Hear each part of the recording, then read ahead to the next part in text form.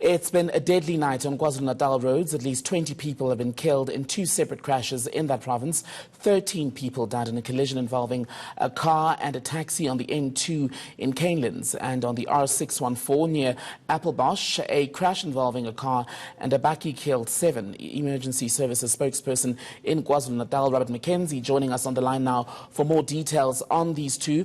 Mr. McKenzie, a very good morning to you. Let's begin with the first crash, the one on the R614. What happened there?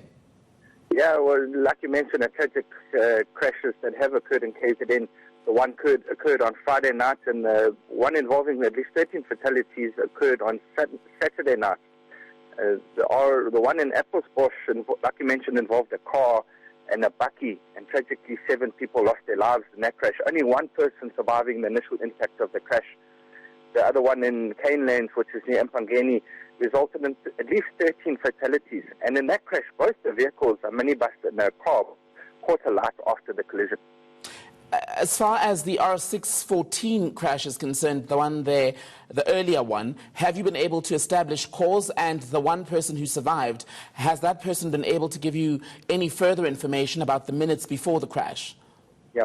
Well, with regards to the cause of the crash, that's the police's speciality. They investigate. Obviously, there's been a high-level investigation launched into the exact circumstances resulting in this crash. And the person surviving will obviously be one of their key witnesses who, as far as I know, they may have already interviewed to try and find out what the cause of this crash may have been.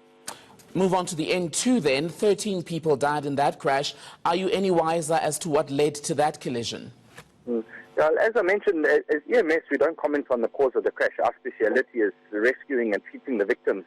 The police, they investigate the exact cause of the crash. And also remember, there may also be a criminal aspect as well if there were any road rules broken before the time.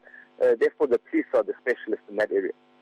While we have you on the line, Robert, I may as well ask you about your readiness for the festive season rush. KwaZulu-Natal is a popular tourist destination, both with locals and international travellers. What have you put in place to be able to at least reduce the carnage on the roads this year? Yeah.